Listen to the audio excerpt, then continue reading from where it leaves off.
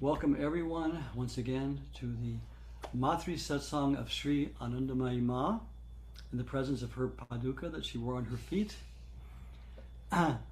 Meeting every third Sunday of the month to invoke Ma, to feel her presence, to learn her teachings, to see how we can tune into her more sincerely, more perfectly every day, and to have community.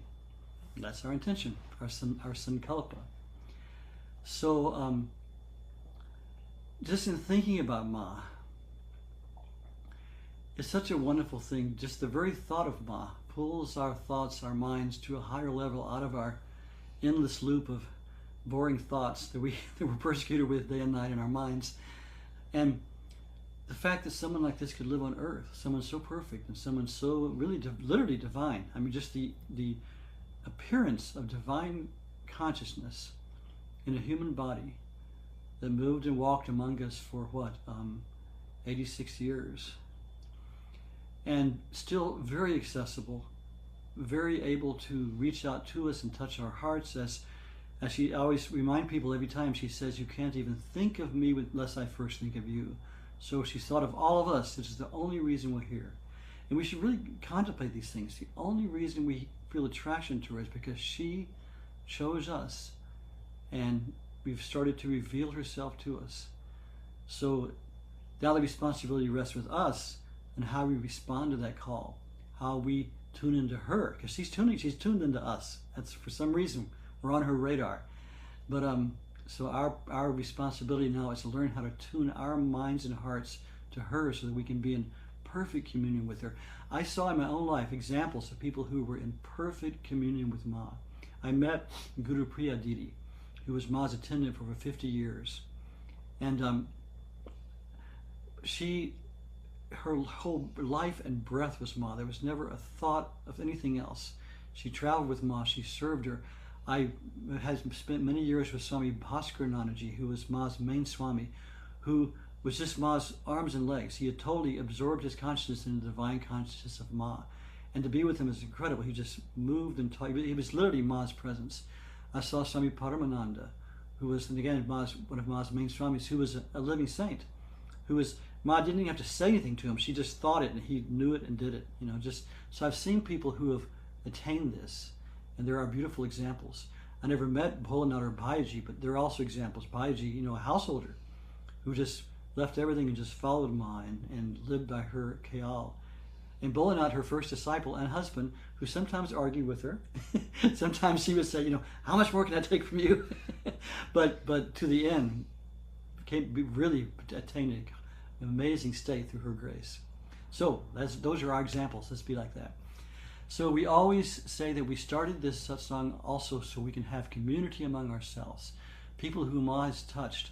It was like a burning feeling in my heart when I would travel in Europe from the ashram when I was living in India. It would send me to Europe and America every year to do the ashram work. And I met so many people who had met Ma, who hadn't met Ma, who just said, I saw this picture of Ma, she came alive, and they'd been touched by Ma. They had nowhere to go for further company, instruction, community. And so I always thought, what can we do about this? And starting an ashram, a physical ashram with land and everything, is really a big deal, especially when you're a couple of old people. But you're not included, just me. But anyway, so when this came about, our kind of online community, it really helped satisfy that need, I think. So because of that, I appreciate your patience. Let's first of all, my name is Mangalananda, and I received Diksha from Anandamayi Ma in 1973 at her Vrindavan ashram. Traveled with her in 73, 74, and have been living in her lineage ever since. And I'm a appointed acharya, that just means a lineage teacher of Ma's teachings, by our Ma Sharanam ashram in India. I was just back there recently. And this is my wife and soulmate, Gloria. Hi, happy to be here. I was kind of hoping you'd say that one thing you always say, that Ma says, the Atma in this body is the same Atma in every body. It can never be that anyone, anywhere, in any time is not Ma's very own. It's true. Yeah, that is wonderful. It's impossible that anyone is not Ma's very own. Yeah. And so our co-host today, Pragya Halstrom, who the author of Mother of Bliss and the author and the compiler of the recent Gospel of Anandamayi Ma, and the president of our board on the ashram in Massachusetts, cannot be here today. So our co-host today is another board member of Samat, Sri Anandamayi Ma Ashram and Temple, and that's Saraswati. So Saraswati, you say hello? Hello, everyone. I am calling in from Freedom, Maine, and it is a glorious day, and I'm so happy to be here. Just really briefly, I read Ma's autobiography of a yogi when I was in college, and then later when I was about 40, I had three small children. I was going through a divorce, and I was diagnosed with cancer, and I turned to Ma in complete desperation. And since that time in 2006, I've been longing for her. And finally, was it 2 years ago? I can't remember now. 2 years ago, I received Mantra Diksha in Kankal. And I'm so happy to be here, and I'm so happy to be a part of this Sangha. So, Jai Ma. Oh, wonderful. Yeah, the Anandamayi Sangha and Ma's ashram in India is giving Diksha through certain things that Ma left for that purpose. Yeah, so that is what he's received. That's very good. And our ever ready to serve Sevak, the wonderful Renu Chaudhary, is here. We say hello, Renu. Yeah, Jayma. I'm here in Fremont, California. Good to be back, and just got back from retreat, and very happy to be back in satsang with you all. I'm gonna go down the participant list and just go in order, and then we can introduce ourselves and then continue on with our satsang. So first up, we have Alex. On the bottom left of your screen, just push unmute when she calls on you, and you can say hello, where you're from, and then push mute again. And there'll be time later on for discussion and open sharing. Okay. Hey, Alex is up first. Hi, can you hear me? Yes, can you turn your video on? Can you turn your video Hi. on? It's also I would prefer not. Sorry, Okay. I'm very shy. Okay. Oh, Maybe next time. I need to I need to be prepared for these things. Where do you live, Alex? Where are you from? So I'm Italian, but I live in Spain. Well, I've been living for 9 years in UK as well, but now I left it about 7-8 years ago. So now I live in Spain, and I just my experience with Anandamayi Ma is quite recent, I think, in comparison with yours. Basically, if it can be said, I bumped into her between the end of 2024 and the beginning of the year 2025, last year, basically. Wonderful. And I've always been a truth seeker, so I was trying all kinds of paths, and well, I was mostly inside the study of Sufism, but not just that. I was studying traditional metaphysics, René Guénon and all that sort. I was into every kind of esoterism, alchemy, everything you can name it. I would try to deepen and penetrate. And what happened is, one night I was quite disheartened, and it was quite late, and I was feeling the need to be inspired spiritually. So because I'm an avid reader, but in that moment, even though I had, I don't know, trillions books to read, I was feeling very remote from each one of those. So what happened is, I got on the web, and I started searching in a spiritual library that I know of Italian. It's Italian mainly. So this spiritual library is organized by themes, but also by photographs. You know, each the author of each book is is posted as a photograph. So it was kind of strolling down, and at some point I bumped into her face, into Ma's face, and that was the moment. Like, I mean, immediate, but like immediate, I was pierced, and I started to read the books available in Italian that same night. Um, 2 3 days after, I forget. I couldn't forget the darshan, the photo, the face. I couldn't forget it. It was something very deep. And I remember I was suffering stomachache during the night, and I tried to call her. And I don't know if it's suggestion or whatever, but it was a colic actually, so it was quite bad. Uh, but I think she helped me, and the thing passed. Then, just I don't want to steal so much time.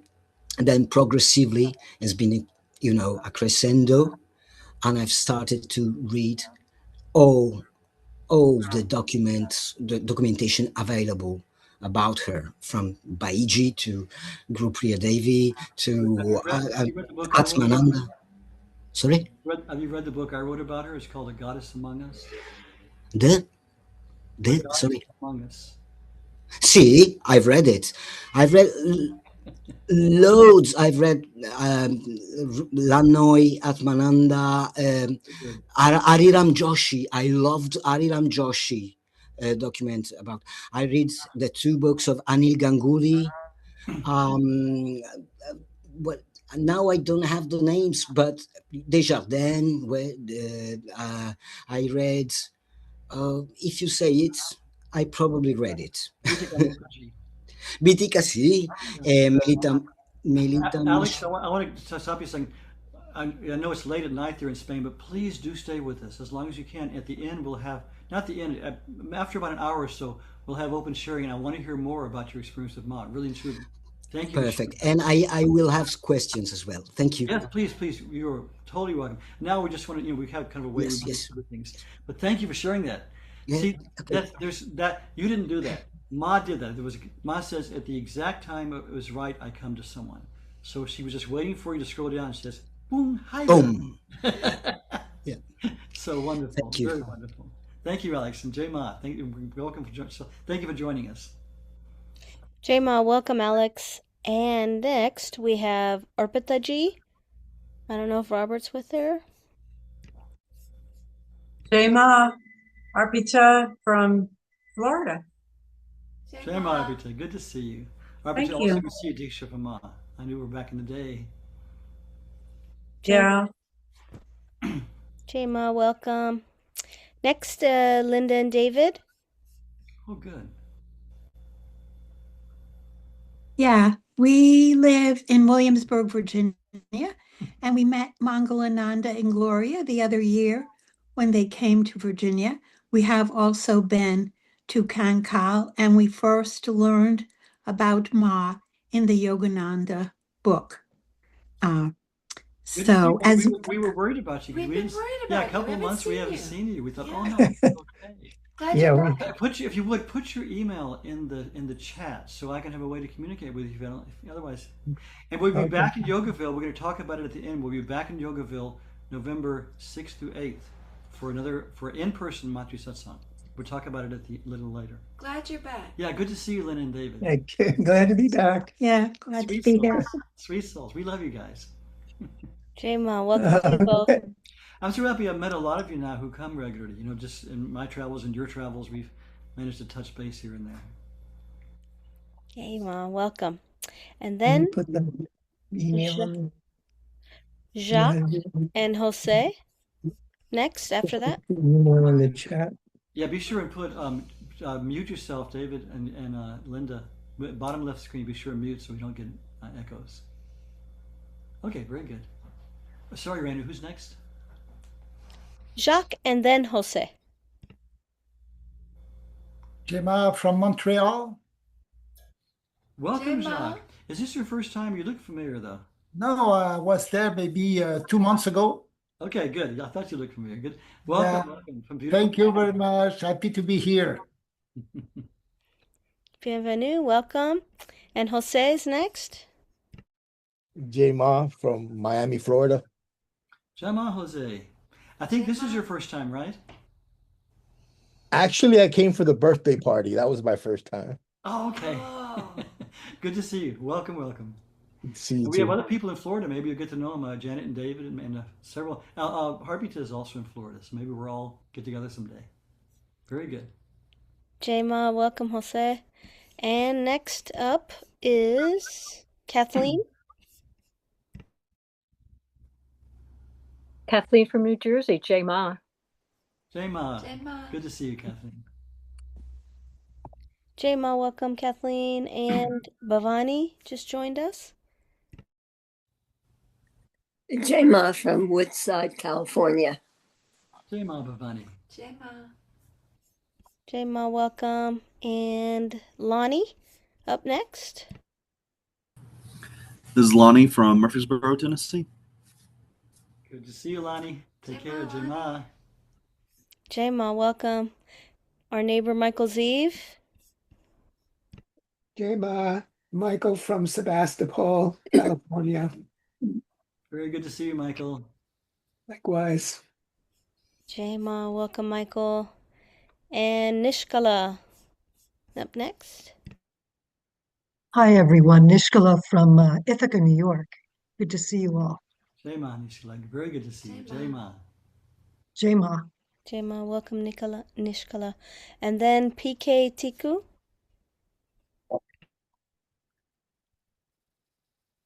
PK Tikuji.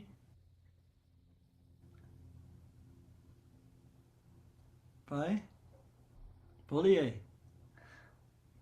He's very connected with our ashram in India. Are you there? Tikuji? Okay. Welcome, Jema.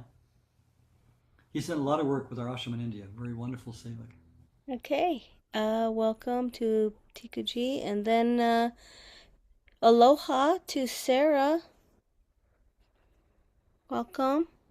J-Ma, Sarah on the big island of Hawaii, very Oh, close to Sarah. Yana. Good to see you. You Understand too, J. you and Yana and I, we have a dinner date in August when I'm there. I know you're gonna go scuba diving, but I can't go scuba diving with you. Okay, that's okay. J-Ma. Aloha, welcome, J-Ma. And Yana, her neighbor. From Hilo, Hawaii.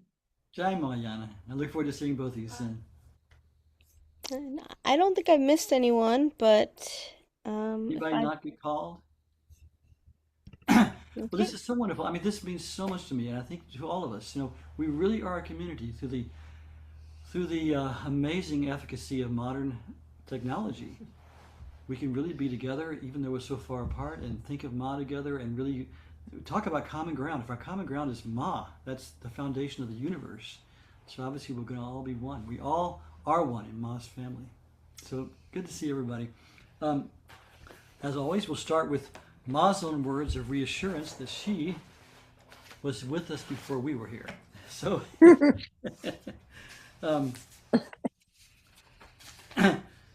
so first thing she always, this is Ma's own words. She usually referred to herself as Ye Sharir, this body, but sometimes she would use the pronoun I. And if you look into things, when she's using the pronoun I, she's speaking from this universal point that she has. When she says this body, it's usually talking about this body going here and there. This body says, but she starts this when she says, I am ever with each one of you, wherever you happen to be. But your vision is tied down to worldly matters, and you have little time to direct your eyes to this body and your thoughts and actions. What can I do?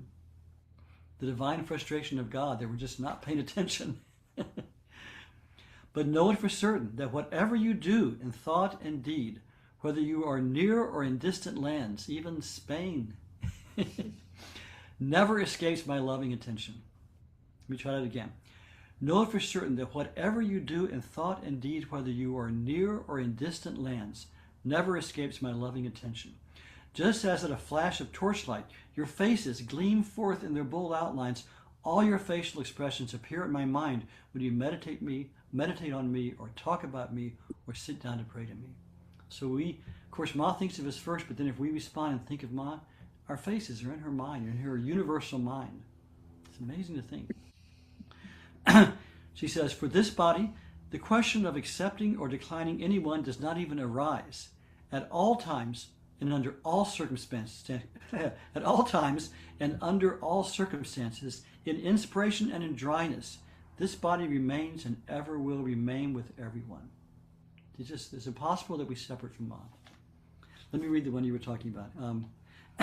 The Atma of this body, that's the divine soul, the Atma of this body is the Atma of all. It cannot be that anyone, anywhere, is not Ma's very own. She'll tell you that. I feel better. Yeah. She says, for one who knows me, I am one with them. For one who wants to know me, I am very near to them. And for one who does not know me, I am a beggar before them. She wants us to know of her, to receive her grace. She's a fountain of grace.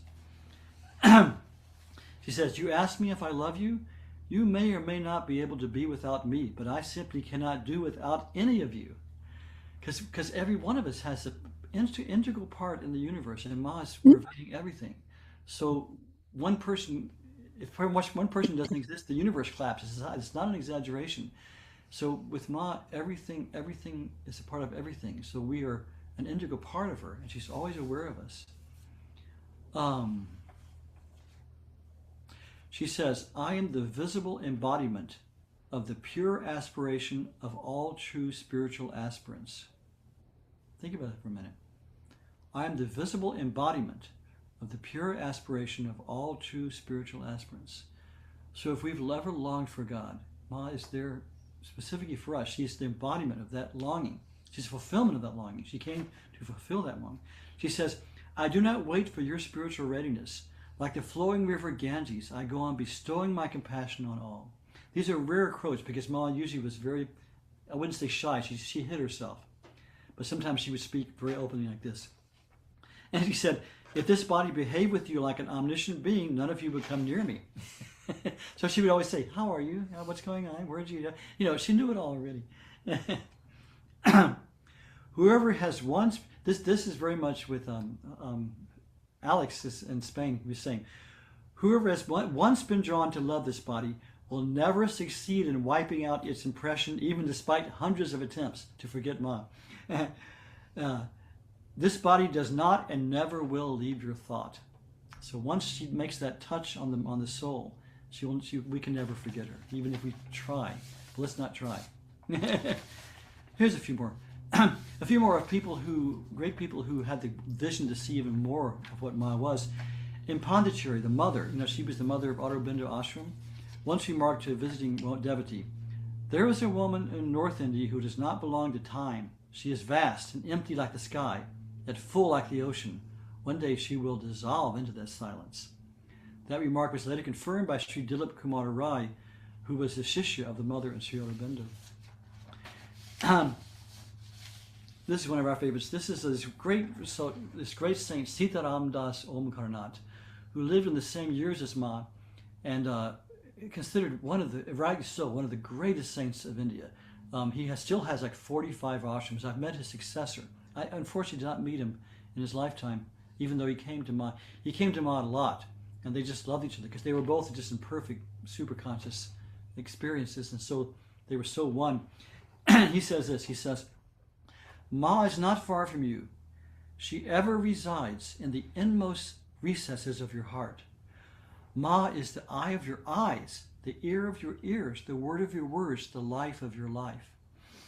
Ma envelops this entire universe and exists inside and outside every animate and inanimate object. In her nirguna state, that's beyond everything, she is your father. In her saguna state with qualities, she is your mother. You are the darling of that mother. Then why are you crying? That's sweet. one more thing. Oh, let's this final one from Ma's words. Ma said, anyone calling out for God from any land, in any language, and in any age, remember their cries reach this heart like waves crashing onto the shore. So Ma is always there for us. Another great saying to Swami.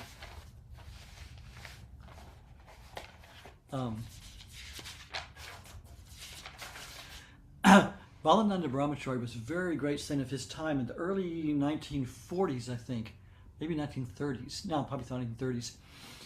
And he was one of the original sadhus who brought Ma into the sadhu world. In other words, like he had many devotees just coming to her from all over. The monastic orders, the sadhus, the swamis, the sannyasis, they heard about her. They were very skeptical of her because she apparently had no guru. She had no lineage. She was just this Bengali woman, married woman, later a widow. You know, she didn't meet the specifications for them of a great realized master.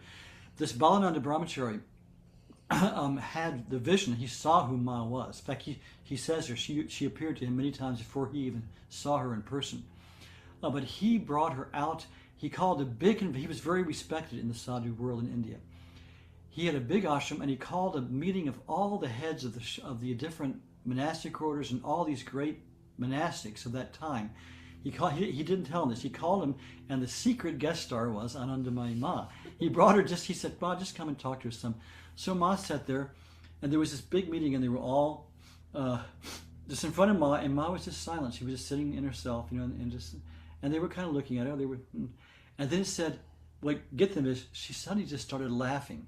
She started laughing, and it pierced the hearts of the all. And the sadhus started crying. They said, "This is the laughter of the Divine Mother." Isn't that funny? That's the way it happened. She just laughed, and then they stayed all week with her. And they talked with her, and they eventually they said, "She is the reason we left the world and became sannyasis to reach her state." So they realized who she was, and from that time on, to her last day, she was revered among the monastic orders. In the Kumbh Mela, every 12 years, which every 4 years in 3 different places, the great gathering of sadhus. I've been to several of them, and they always insist that Ma and her company opened the procession going into the Kumbh Mela. Very revered. When the sadhus found that Ma left her body in 1982 in Dehradun, they immediately, the heads of the monastic orders of India got on planes, got there any way they could, and they arranged for her. They literally carried her body in procession from Dehradun to Kankal, and they did all the rites for entombing her in the samadhi, which is unheard of. They'll do it for other sannyasis, but they won't do it for a married woman saint. You know, they saw who she was. So, anyways, in the hymn to Ma, one of the names of Ma is the charmer of the yogis. Oh, that's good. That's beautiful. The charmer of the yogis. Yeah, she charmed them all by laughing.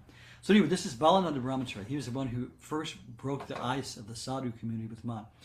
The great yogi, Sri Balananda Brahmachari, once told Akhandananda Swami, quote, "The company of Ma you have kept, never leave it. Ma is not a sadhika," that's one who practices disciplines. "She is nitya siddhi, eternally perfect.